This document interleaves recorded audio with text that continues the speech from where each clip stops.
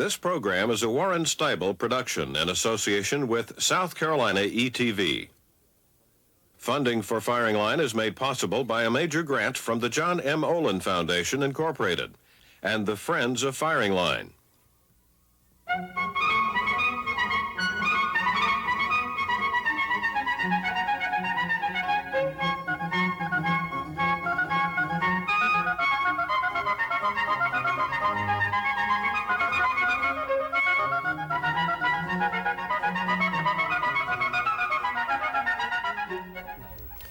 Our guests today are the #1 crime fighter in America and a professor of sociology who disagrees with him about how to handle pot smokers.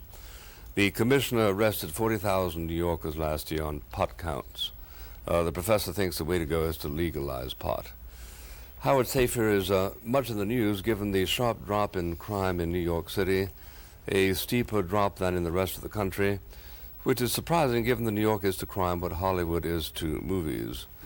Commissioner Safir spent many years with the Drug Enforcement Administration. From there, he became chief of the Witness Security Division of the U.S. Marshals Service. He retired from federal service, but Mayor Giuliani tempted him back to public service, and he became fire commissioner. After an innovative 2 years, he accepted the job of police commissioner. He inaugurated a program, among others, of identifying marijuana users by using policemen posing as drug sellers. Safir is a graduate of Hofstra University. He did graduate work at Harvard, at the John F. Kennedy School. He's a recipient of many awards. Lynn Zimmer is associate professor of sociology at Queens College of City University of New York. Professor Zimmer has her doctorate from Cornell and is the author of 2 books and co-author of Marijuana Myths, Marijuana Facts and Myths. In that book, written with Dr. John Morgan of CCNY, she examines the catechism of arguments against marijuana and concludes that society would be better off letting people buy their pot and go home. Go home from where? Well, from Washington Square Park in New York City, which is one site for drug merchandisers. A report in the New York Times a year or so ago reported on one man who had been arrested for selling drugs there 76 times. That suggests either that the heart of New York is not in it when arresting marijuana sellers, who are treated, one gathers, as prostitutes are, fined a few dollars and sent back to pursue their calling. Either that, or we are being told that marijuana sellers should be locked up for 20 years or so to document the seriousness of the mandate of such as Commissioner Safir. Let's begin by asking him, you commented after Professor Zimmer's and Dr. Morgan's book came out, quotes, "The fact that these 2 professors are teachers leads me to wonder if they are fit to be leading a classroom." What reason did you have for attempting to discredit this book? Well, when I looked at the book, and I have read the book, it's like a lot of books about that are advocates for one side or another. It's very selective. It leaves out a lot of facts. It leaves out a lot of the other side of the story. But advocating, mind-altering substances for students is, I believe, not the proper role of teachers. What is not the proper role, sorry? Advocating illegal mind-altering drugs. Did you understand yourself to be doing that? No, not at all. We researched the book very carefully, and I have to say in the year and a half that the book has been available, no one has found any kind of scientific mistake. No one has come to us and said there are important things missing from the book, and I'm sure that many people are looking at it with that eye. So I would be very interested in hearing from you what it is that you think is biased about the book, because we did our absolute best to be unbiased. Well, if you recall the reviews of your book, there were many reviews that said that much was missing from the book. And in fact, the New York Times itself reported in the article that it did in the profile of you, that in fact it was a very selective, one side of the story book. Yeah. I'm sure you recall that. Of course, I know people have said that, but for me to take that You just said nobody seriously, said that. no, they have to show me something that's missing. That is, show me where in the book something is missing. Show me where something is misinterpreted. Well, let me ask you this. No one has done that. Mark Kleiman, drug policy expert at the University of California in Los Angeles, who himself favors decriminalizing possession, said if you didn't know anything and read this book and you're not critical about methodology, you'd be impressed. Otherwise, you'd say, come on. What was he talking about? Well, I've written to him to ask him what he was talking about, and I haven't received an answer. So I have no idea what he was talking about. Well, I'll be happy to, ask you one issue that was not in the book. Sure. You talk about the fact in the book that, and very generally, as most of the book is much of a generalization, you talk in the book about the fact that countries that have legalized marijuana have found success with it. Well, that's, when I look at Holland, okay, which you use as a glowing example, they have the highest violent crime in all of Europe. Yeah, okay? that's not true, and in fact, it is true. They had it, 107 homicides Yeah. last year. Before decriminalization, they had 57. That's almost a 50% increase. When you walk around the streets of Amsterdam, which I have done, the streets are full of zombies on drugs. They have 57 methadone clinics in Holland. The fact is, most of the prisoners in the Dutch prison system are drug offenders. Yeah. So I find the it hasn't Netherlands worked. and to be a delightful country, and Amsterdam to be a lovely place to visit, and I've always felt entirely safe there. They Highest violent crime in certainly Europe. have a different approach to drugs than we do in a whole number of ways. The Dutch are very happy with their cannabis policy, Their their police certainly marijuana are not. policy. I've met with the police chiefs I've who met are with the police- happy, and in I've fact, met with the police commissioner of Amsterdam, who has come here Well- to see what we're doing in reducing crime. yeah. See, you write in this, this policy has not resulted, i.e. the Dutch policy, in dramatically escalating cannabis use. For most age groups, rates of marijuana use in the Netherlands are similar to those in the United States. Yeah. However, for young adolescents, rates of marijuana use are lower in the Netherlands than in the United States. Yeah, I found that to be really the most remarkable finding, that even by allowing marijuana to be sold openly in coffee shops throughout the Netherlands, that marijuana use among young people is lower there than it is than in the United States. There was a slight increase in marijuana use among older teenagers and young adults when it was more available, but rather than that moving into the younger groups, perhaps young people in the Netherlands, it's more boring. They've made marijuana more boring, or that they know that they can wait for a couple of years and will be able to buy it legally. Well, one of the other things that I saw missing from your book was the Alaska experience. Which, sorry? The Alaska experience. Yeah. In Describe that, Yes, listener. in 1975, they decriminalized marijuana in Alaska. They found about a 50% increase in the use of marijuana among young people. They found increased absenteeism from their schools, and in 1990, they recriminalized marijuana in Alaska because they found that decriminalization was a failure. Nothing is said about that in your book. Well, look, there have been many evaluations of individual states that have changed their marijuana policy. Overall, there is no relationship between the severity of the law and the amount of marijuana use. The Alaska is not a good example because data was not collected on marijuana use prior to decriminalization. Where it was collected in the 48 contiguous states in the United States, it was not collected early on from Alaska and Hawaii. So we simply can't look to Alaska because we don't know what the rate of marijuana use was prior to that period of time. Well, that's just taking statistics that don't exist because they don't support your argument and saying that they're not useful. No, but if they don't exist, they're not useful. I think what we Statistics should that don't exist are not useful. I think what we should do is we should get to the heart of the argument about legalization.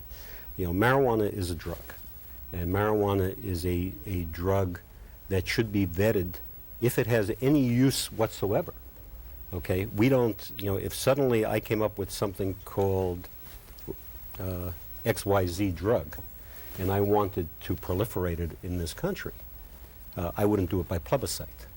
You would do it by what? Plebiscite. Mm-hmm. Okay, I would have to go to the Food and Drug Administration. There would have to be tests done by the National Institute of Health.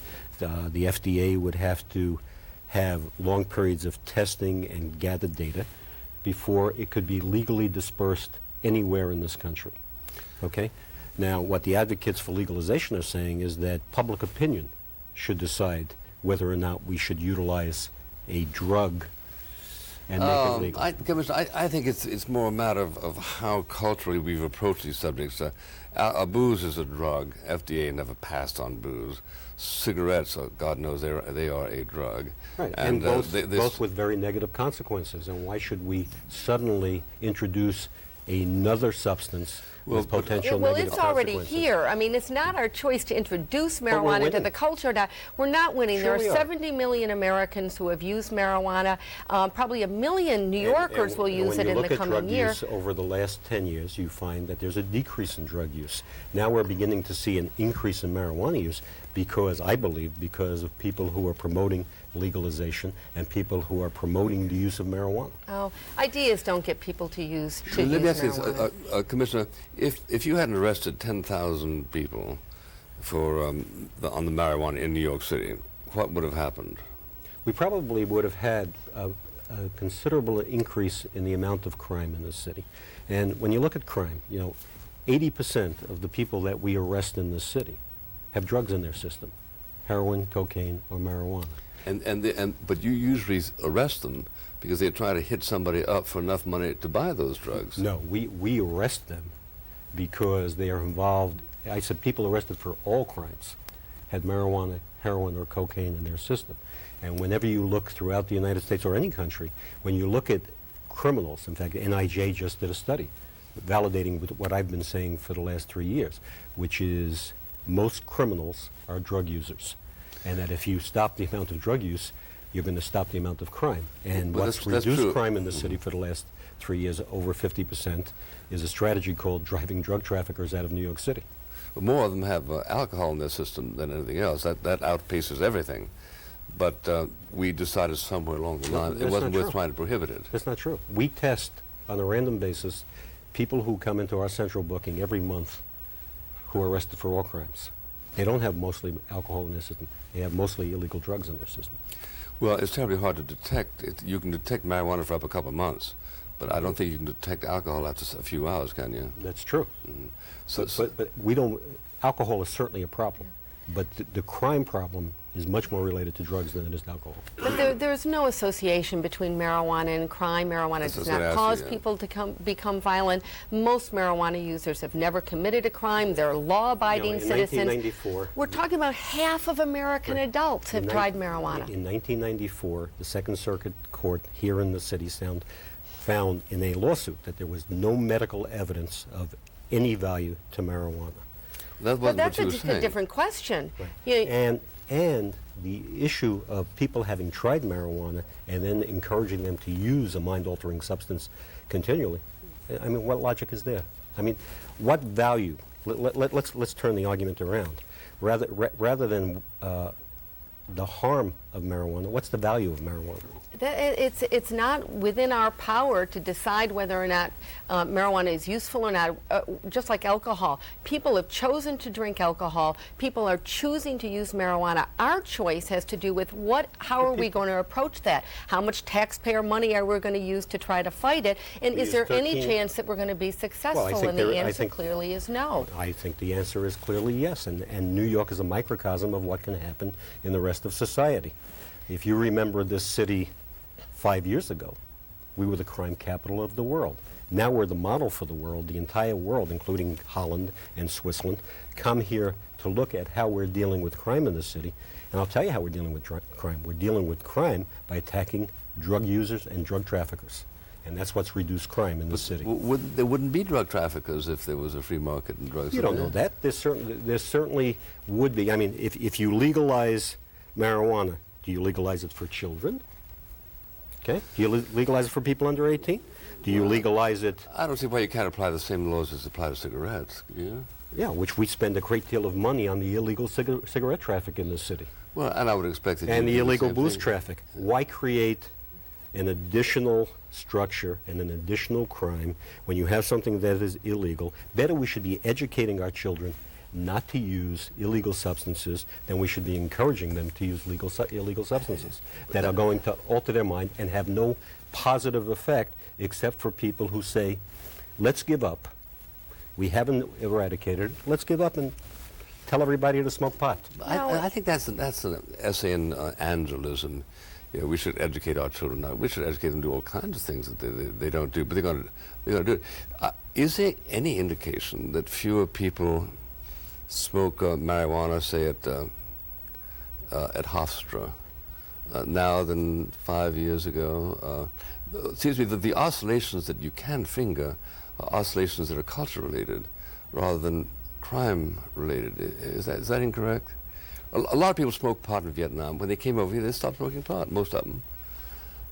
But I'm told it's safer to buy marijuana if you're an 18-year-old at Harvard than it is a bottle of beer, because if you arrest somebody who sells you the beer, you've got his physical plant and license you can take away from him.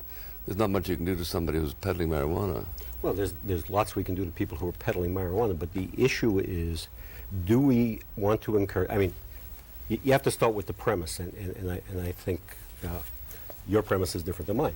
Your premise is that there's nothing wrong with marijuana. That's not true. That's not true at all. Well, if your premise is that there's something wrong with marijuana, then we should encourage not using it. We shouldn't encourage people to go out and continue to use marijuana, and legalization would do just that. I think there's something wrong with adultery, but I don't think the New York City Police Department should be out searching for adulterers. So thinking that there are some problems does not mean that it should be a police problem. But it's a different issue. The issue here is, do we want to legalize a drug which would then expose our children to the use of additional illegal substances, and for us to condone it?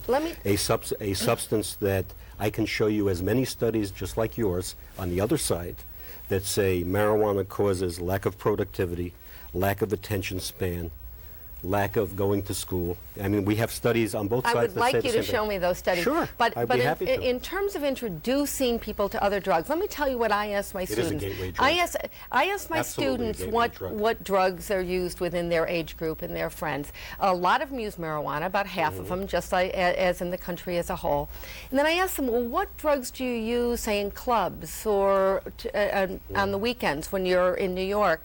I said, do you use marijuana? No. They name all the other drugs that they use. And I said, well, why don't you use marijuana? I said, that's the one drug you can't use in the club, because the bouncers are watching you and the undercover cops are watching the bouncers. So you go to clubs, people aren't smoking marijuana. They're often taking other drugs because marijuana is the one drug that can be so easily detected. I think parents of America would prefer that their children had the option of using marijuana. They can take cocaine without the bouncers noticing? Sure. Of course they Sure, they can go into the bathroom, they can swallow pills, they can take all kinds of things. I don't think any parent in America wants their children using marijuana because we would make it easier. Well, I'm a parent, and I would prefer that my children use marijuana than cocaine or ecstasy or some of the synthetic drugs that they don't know. My kids never use drugs, and I would prefer that they never use drugs, or my grandchildren. That's perfectly fine. But I also don't want my kids arrested, or my grandchildren arrested should I have some. Well, your children don't have to be arrested if they obey the law and they don't use illegal drugs. Half of Americans have used marijuana. We're not talking about a bizarre activity, but a fringe group in society. It is a fringe Governor group. Pataki has smoked marijuana. Supreme Court justices, Nobel Prize winners. But he didn't inhale like the president. I mean, this is not a fringe group. This is a mainstream group of law-abiding.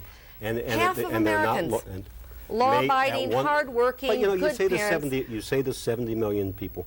70 million people, and I think even you admit that 70 million people do not use marijuana every day. Oh, no, they've tried marijuana. They've tried it over the span of their life. That means they've broken the law and would be subject to enforcement. When you look at the 60s, and you look at, 66, 67, 68, there were a lot of people smoking marijuana in this country. That then decreased. And today there are less people smoking marijuana than there were in 1967 and 1968. And part of that is because people understand that it's against the law to smoke marijuana and have become responsible. Well, use goes up and down. It goes up and down in states with harsh penalties and states with lenient penalties. It goes up and down in the Netherlands. It goes up and down in every country, regardless of the severity of the law. You say there's no correlation between that and the law? None. On the matter of parental influence, my father was death on smoking, and my mother didn't smoke. There were 10 children, of whom 9 proceeded to smoke. And I can't imagine a more intimidating father than my own. So I find it very difficult to conjure up a situation in which you can really pass that word simply by paternal example. I think it's absolutely safe to say that everybody who goes to Harvard, since we talked, is going to smoke marijuana at some point to make up that 70 million. The question is, do we really want our police, with as much crime as there is in Cambridge, to spend the kind of time that they spend, 740,000 arrests last year nationwide, for, quotes, the crime of smoking pot, which most people are going to get over with in a matter of, what, months, years, a couple of years, or what? Right. And most people do get over it, but many of the criminals who are involved with crime start with marijuana. And you know, I read in your book where marijuana is not a gateway drug. Well, I've been in this business for 33 years, and I have not met a heroin addict or a crack addict or a cocaine addict who didn't start by smoking marijuana. This is a simple question that's of like logic. saying all rapists once masturbated. Right. No, that's not true. Yes, that's it not is. True because getting involved with drugs and you don't get enough of a kick from marijuana and you don't get the kind of response that you want from marijuana and you go on to other drugs. And the fact is, what we're sitting here advocating, or at least what you're advocating, is utilizing a substance that nobody has shown clinically anywhere has any value whatsoever. Nobody has shown anywhere that adds anything positive to society. And basically your argument is, because we've not been totally successful on eliminating marijuana, we just ought to give up and let people smoke it. Well, that's not the society that I want to live in. I agree with you that in a bright world, people would not smoke or use marijuana. They just plain shouldn't do it because it is, as you say, one more drug. Probably in a bright world, they shouldn't drink booze. On the other hand, you can see situations in which booze is tranquilizing, and some people prefer marijuana. But the people I know who smoke marijuana smoked it at one point, and I don't know anybody who still smokes it. I'm sure there are some who do. Right. The typical pattern is for people to experiment. Actually, about half of the teenagers who try marijuana use it only a couple of times, and the large majority use it only less than 10 times. A few people like it and go on to become regular users, but even people who become regular users often don't stay regular users for long. It may be a period of a year or a couple of years, and then they either go to very occasional use or stop using it altogether. That's the typical pattern for marijuana. And there are many people who use it and then go on to hard drugs. But most of them do not. The large majority of them do not. And the idea that we could somehow, that's going to be the solution to the other drug problem, when most marijuana users don't even like marijuana very much to continue using it. Well, the truth is, you know, the issue is whether or not we can legislate human behavior and social conduct. We do it every day in all of our laws. And there is no reason that we shouldn't legislate not using an illegal substance and a substance that has no value. Yeah. Commissioner, what percentage of the energy of your policemen goes into trying to find marijuana sellers or users? Is it 10%, 20%, 30%? It's a relatively small percentage, but what we find is that when we investigate marijuana users, we very often solve major crimes. We very often find, and we do regularly find, that people involved in use of marijuana, people involved in sale of marijuana, are involved in robberies, burglaries, assaults, rapes, even murders sometimes. So the pursuit of marijuana traffickers really comes down to the philosophy that we've had in this city on reducing crime, which has been incredibly successful, which is the broken windows theory, which came from Harvard. Sure. From Professor Wilson, which basically says if you pay attention to small crimes, you impact larger crimes, which is why what has been adopted in this city, which the Europeans call zero tolerance, is something that is now being considered around the world. Mm-hmm. Well, of these 10,000 arrests, how many of them had criminal records? I mean, other than 40,000 arrests. 40,000. How many had criminal records? I can't tell you right off the bat, but many of them have criminal records. And do you do studies to try to establish an etiology there, that marijuana induced X, Y, Z? I know that some people think that crack cocaine is an impulsive agent that welcomes violence, but I've never heard that said about marijuana. Well, I've heard it said about marijuana, but the truth isn't being fair. I don't think that anybody has really determined from a clinical standpoint what the real effects on each individual of marijuana is. It's unpredictable, and it always has been unpredictable. Well, there's never been a study showing that marijuana is associated with aggression or violence, and in fact it's exactly the opposite in a whole series of human studies and animal studies that marijuana, if anything, reduces those tendencies. And there are lots of examples of people smoking marijuana doing very antisocial and erratic things. Commissioner, do you consider it a part of your general mandate to collect and contribute data from your experience, the experience of your force, to social scientists who can study those data? And if so, wouldn't it be valuable for us to know how many of those 40,000 people had criminal records? Sure, and that is something that's not difficult to do, and I'm sure we actually do it. I'm sure, we work with Joe Califano, we work with the Kennedy School, we work with the National Institute of Justice on collecting that kind of data, so sure. Yeah, and we'd also like to know, if you stopped 40,000 New Yorkers randomly, how many of those would have criminal records, because that's what we need to have in addition to know whether you've actually found something. But one thing I can tell the citizens of the city, if we didn't arrest 40,000 people for using marijuana last year, the amount of crime that took place in this city would be significantly higher. Thank you, Howard Safir, Police Commissioner of New York. Thank you, Professor Lynn Zimmer, author of Marijuana Myths. And thank you, ladies and gentlemen.